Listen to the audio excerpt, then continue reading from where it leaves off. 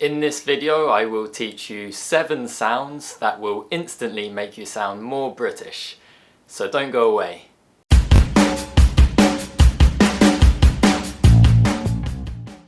Hi everybody and welcome back to Rude English. I'm Ed and I'm here to help you achieve your pronunciation goals.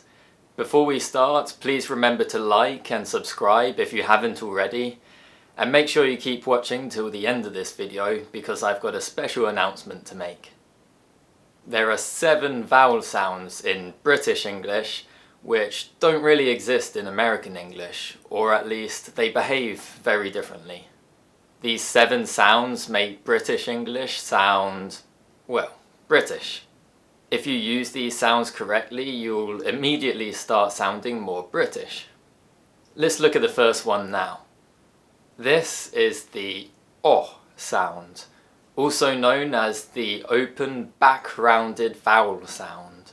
It's called that because our mouth is open, our tongue is back, and our lips are rounded when we make the sound. O. If you're having trouble making this sound, just imagine drinking a nice cold drink on a really hot day. O. The O sound is usually spelled with the letters O or A in words like rock and what.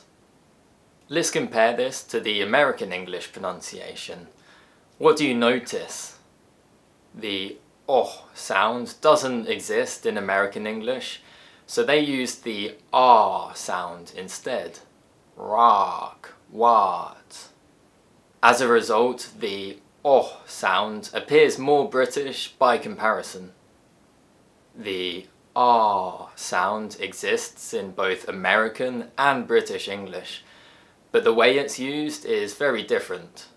Its technical name is the open back unrounded vowel sound, because our jaw is open, our tongue is back, and our lips are unrounded. R. If you need help producing this sound, just think about the face you pull when you go to the dentist. Can you open your mouth for me, please? Ah.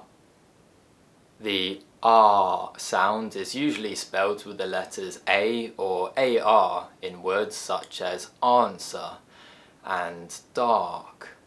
However, when the long R sound appears in British English, it's often replaced with a short vowel sound in American English. So in America they say answer with a short A sound and dark with a short sound. As we saw previously, when the long R sound appears in American English, it's often replaced with the short O sound in British English, in words such as rock and what. This contrasting use of the R sound is another defining characteristic of British English pronunciation. Next we have the sound, also known as the open mid-central unrounded vowel sound, because our jaw is between the open and middle positions, our tongue is in the center, and our lips are unrounded. If you need help producing this sound, just think of the answer to 64 times 52.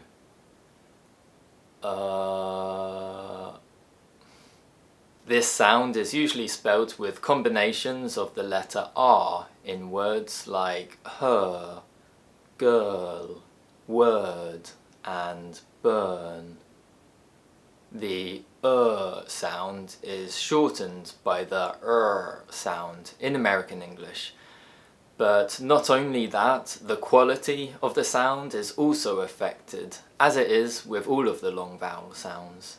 This is because in American English, the tongue is already moving backwards in the mouth to produce the sound, whereas in British English, it's just resting in the middle. Basically, British people have lazy tongues which prefer to sit in the middle of the mouth. Compare her British English with her American English. Can you hear the difference? Her, her.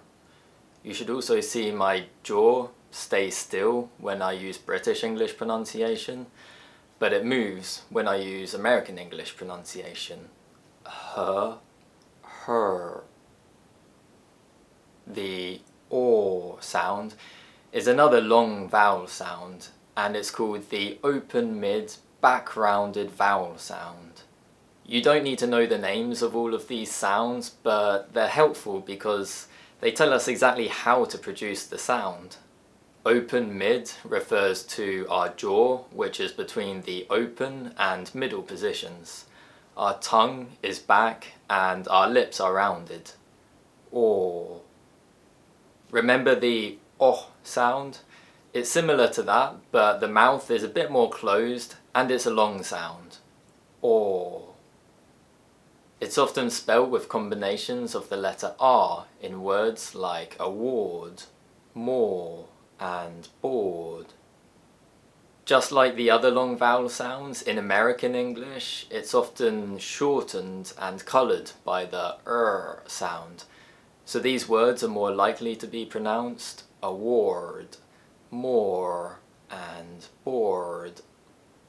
The influence of the sound on American English pronunciation is known as rhoticity, and British English pronunciation is characterized by its lack of rhoticity.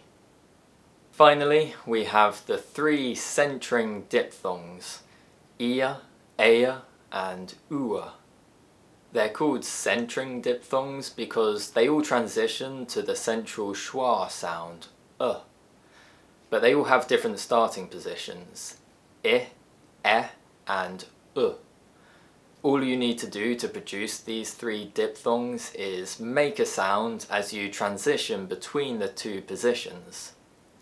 Ia, ea, ua. Like the previous sounds, these diphthongs are usually spelt with combinations of the letter R in words like fear, hair, and pure. In American English, the schwa sound is removed and replaced with the sound. So these words are more likely to be pronounced fear, hair, and pure. These three diphthong sounds are characteristic of British English pronunciation, which tends to use lax vowel sounds. Lax vowel is a polite way of saying we have lazy tongues which don't like to move much. Well, that's the end of the lesson, but I've made detailed videos about all of the sounds discussed today, and you can find links to them in the description below if you want to study them further. As always, please remember to comment, like, and subscribe. And I also have a new Facebook page where I'll post links to all of my new videos. So if you're active on Facebook, make sure you follow me so you don't miss any videos in the future. Thanks very much for watching. Goodbye.